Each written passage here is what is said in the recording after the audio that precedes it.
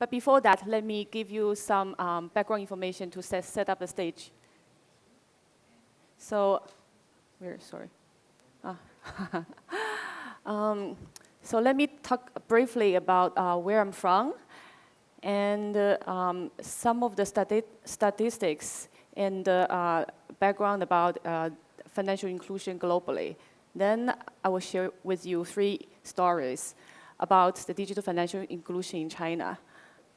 So I'm from IFC, International Finance Corporation. You may have heard the very interesting, very insightful speech from my colleague from World Bank. World Bank is more focused on public sector, dealing with the government project.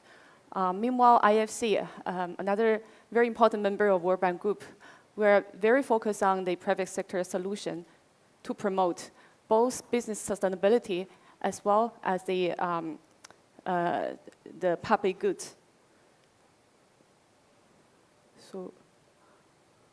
And IFC is one of the largest global leading investor in financial inclusion area. With 20 years experience across globe, we have been working with 300 financial institutions, including fintech, globally. And with that, we've committed $6 million investment, including $1 million in digital finance and fintech. Apart from investment and advisory service to our private sector clients, we'll also be very active in setting up the global standards to make sure that the innovation in this sector should be responsible. For example, in 2016, IFC, World Bank, and the Central Bank of China launched the G20 high-level principle for digital financial inclusion. And last year, we also promoted the guidance for responsible investing in digital financial service because we think the responsible innovation should not only be the responsible of the fintech or the bank, but also should be one of the responsibility for the investors. With that, let me give you some big number about global financial inclusion gap. As you may have heard from my colleague from World Bank, that currently there are 2 million adults worldwide are still unbanked. And China currently are ranked number 2 of the total largest unbanked population following India. So that's, this point actually made my story very relevant to our topic on financial inclusion. So in China, I will give you 2 numbers. So 25% of the SME actually lack access to formal credit. 16% of the micro business lack of formal credit to finance. And so, however, the disruptive technology changing the economics of delivery to benefit the unserved and underserved. There are a few interesting trends. You may see the service disaggregation, meaning that the people who actually collect data from you, who actually do the credit underwriting with you, and the people who call you for the loan repayment might be totally different person, even different robot. The profit is also like being redistribution. We see there's an interesting innovation model that the digital bank is doing co-lending with traditional bank. They share the funding, share the cost, and they call it syndicated loan for individual. We also see an improved customer experience with a user-centric approach. We see a lot of innovations in technology such as blockchain, AI, big data, increased automation. Meanwhile, we also see the emerging risk and issues on data privacy, data ownership. So with this content, let me tell you 3 stories about the digital financial inclusion in China. So you may heard a lot about the rising super platform, Alibaba, Tencent, JD, Baidu, Xiaomi, you name it. But today I will not tell a story with that, because I will tell you some story that are less visible, but will be interesting. So one model is a traditional microfinance institution extending their service from financial to non-financial service to create their new age to serve the underserved. The second one is a fintech company who enable the rural and the regional bank to better serve the last mile micro and small business. And the third case will be the digital bank, who enable the partnership between the traditional bank and the super platform through open banking solution. So let's do it one by one. LionBridge. So LionBridge is a leasing company established 7 years ago. And previously, their model is quite similar to their competitors. So they provide leasing, financial leasing to logistics sector, to healthcare sector, agriculture, renewable sector. However, the competition in China is very, very big. And you may recall that about 5 or 6 years ago, there's a new trend on e-commerce. So the economy is somehow driven by the e-commerce. All the relevant sector, including the logistics sector, is emergent by them. And with that, there are interesting new inclusion challenge where you see 30 million truck drivers actually depend on income from this logistic sector.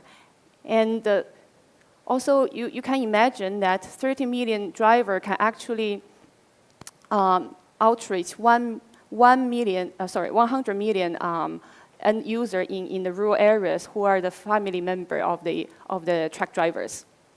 With that content, those are the people in the last mile, relevantly lack of access to new business opportunity, lack of new skills, also lack of access to finance. LionBridge made the decision. They cut off all the other business line, but be very focused in this niche market to serve the last mile truck drivers. How they do it? They create a niche ecosystem. They provide a driver-centric full life cycle service. How do they do that? They developed 4 segments, including not only the driver, but also the traders who sell the car, new car or used car to the driver. The fleet management, those are all SMEs who help the driver to get new business. And as also the FIs, some of the FIs are the insurance company, some of them are microfinance or other companies, but they are all relevant. And based on the mobile technology and the fintech technology, you name it, they established very good, interesting, they established their own niche ecosystem, which create a new age that they have their own data assets. Those assets, for example, the GPS information, which can tell you the driving activity, and also indicate the business performance of these drivers and the fleet management company. They also have this mobile phone app, allow the bank to buy financial service, not only the lending, but also insurance and other service through the aggregated app, etc. You name it. By creating that, they own the data. They have their own intelligence, which can make them separate.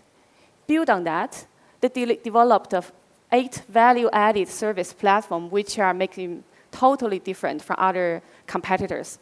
They have the new or used vehicle financing platform, logistic management platform, vehicle service. They also provide group purchase service for the car drivers, the truck drivers to get cheaper oil, cheaper insurance, etc.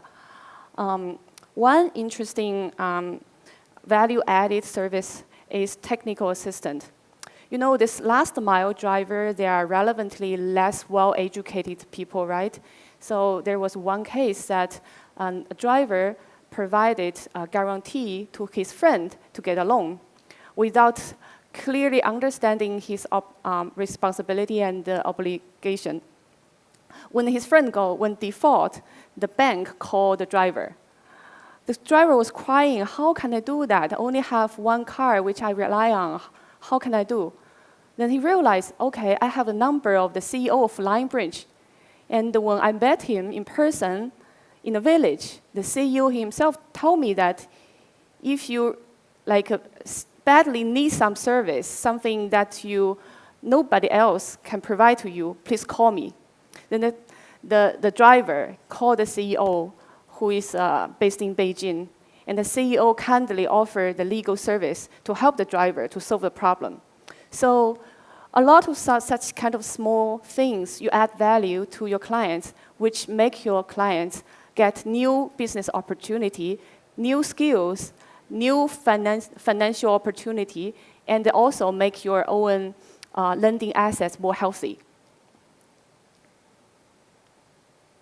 So with that, by end of this fiscal year, Lionbridge has already provided 5 billion financing to 40,000 micro and small business, including the car drivers in the market, and almost 70% of them are from the remote area, where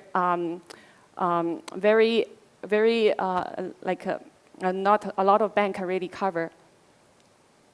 And also, apart from the existing value-added service, Lionbridge is also thinking about the next generation of innovation, which is green. In China and in other markets, the government and the society have put a lot of effort to create more greening environment.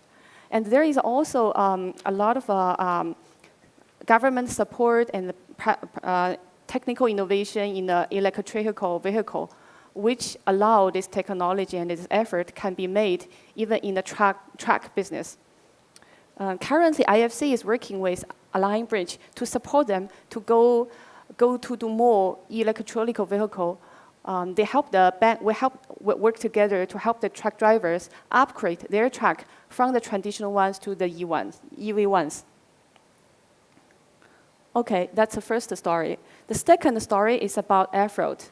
Afroad is a fintech company headquartered in Shanghai, however, cover all across China. What they do, they don't lend directly to the end user. They provide technical assistance to the bank in the rural areas. So what is an inclusion challenge for the bank? In China, there are 5,000 banks. Only the leaders, the Big 4, Big 5, have the economic scale and have the capacity to really develop everything by themselves. Meanwhile, there are competitions from external players like Alibaba or others who are also extend their service to the financial area. So those smaller regional and rural banks who are very focused on their own niche market get really worried. How can we do? So therefore, Afroad has a role to play. They provide 3 interesting value propositions to them. Number 1 is IT. You can call it IT or you can call it technical platform. However, it's not a one-time, one sell. It's a long-term partnership. Build on that, also help the bank to develop new digital products. And meanwhile, the bank themselves also need a lot of advisory service to help them to reshape their strategy, their organization, and even their new market. I'll give you some example. How the rural bank in China do digital transformation. Actually, you need to have 4 steps. Number 1 is to connect your clients digitally, right? Number 2 is to do the automation on the process. Number 3 is to make the decisions smarter. And then with that, you can think about scaling up. And how Afroad do that? One by one. Step number 1 is to help them go to the mobile payment solution to connect with their clients. They developed the SIM overlay card to help the bank, either through smartphone or non-smartphone, to get access to mobile banking. So the value proposition for that is a bank SIM card. With that, the bank don't need to rely on any mobile operator. The bank can vote for themselves. The second value proposition is NFS, we call it non-financial service, meaning that they help the bank to develop the bank-led e-commerce system. How can I do that? So in some market, we call it direct banking or community banking. So we can use every branch of the bank as the anchor. So all the teller, sales force, everybody in that branch can go to the community to talk to the merchant, through the merchant, talk to the individuals, to help them to be on board on the digital platform. So this can actually help the bank to have their own e-com system. And those clients, those merchants, previously are not the ones who are easily be onboarding on Alibaba's platform because they are last mile. And the last, or the most recent solution they provide to the bank is a lending solution. Because you have the payment through the bank-led e-commerce, you have all the data, then you have a very good foundation to provide online digital lending to the merchant in your own e-commerce, e-com system.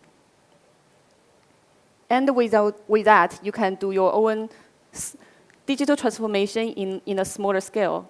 Let's look at the impact. Within 5 years, F-Road has enabled more than 1,000 banks all over China. With this bank, they reach 6 million SMEs and 20 million individual users. Most of them are in the rural or remote area.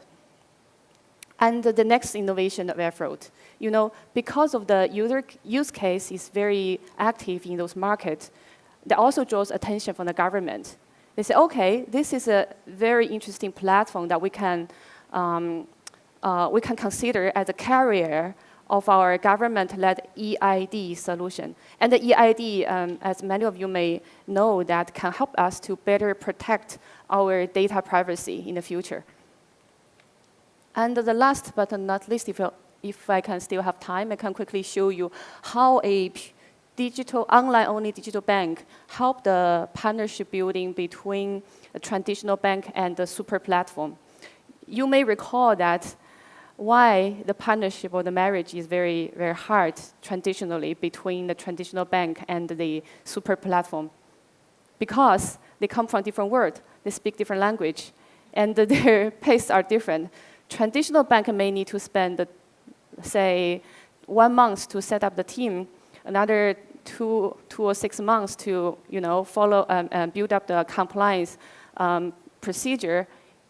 So super platform never gonna wait for that long. Then there is some interesting player, digital bank, who can actually be the middleman. And also you can recall that why this is relevant to our financial inclusion, because millions of those individuals, farmers, and small business are actually linked by those super platforms. In our society, you may recall that those merchants are linked by the Alibaba e-commerce. And those mom-and-pop shops are linked by someone like Xiaomi store in the rural areas. And also the farmers are linked by the JD.com linked agriculture supply chain. And also, a lot of women, young professionals are linked by the Baidu-provided education loan. So those players, those platforms would love to work with a digital bank because they're coming from the same planet, they speak the same language, they work in the same place. Therefore, XW Bank become the solution, come along with a value proposition on number one. It can actually innovate in a compliance way because they are regulated bank with other traditional bank under the same regulator. Number two, they can do open API to make all the innovation, all the product launching very quickly. And number three, because they are very good at user-centric design, they have very good UI UX for the underserved, which can help them to better understand the financial service, getting into the system more efficiently. So you can see the landscape on the other side. XW Bank linked with all different verticals of the super platform or e-commerce platform, including like Didi for the ride-hailing, Meituan for the food delivery, and you name it. On the other side, they linked, I recall, more than 50 banks. Some of the banks are even big banks in China. And by end of last fiscal year, they are a young bank. They only have 2-year-old age. So imagine that your 2-year age baby actually served 20 million end users in a remote area. And they prove a loan in a very efficient manner. So on average, they only spend 7 seconds to 10 minutes to prove a loan. Every day, they will prove 120,000 loans. So that's actually really amazing, different number. So what's next? Because there is a very popular hot discussion on the gig economy. On those super platforms, there are a lot of informal workers. They may be Uber driver.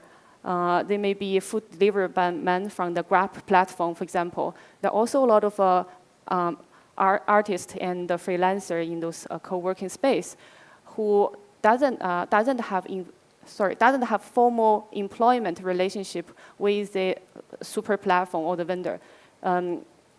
Therefore, they can hardly get access to pension, access to medical, like good medical insurance, etc., etc. So that may be some of the new next innovation the digital bank such as XW Bank can consider.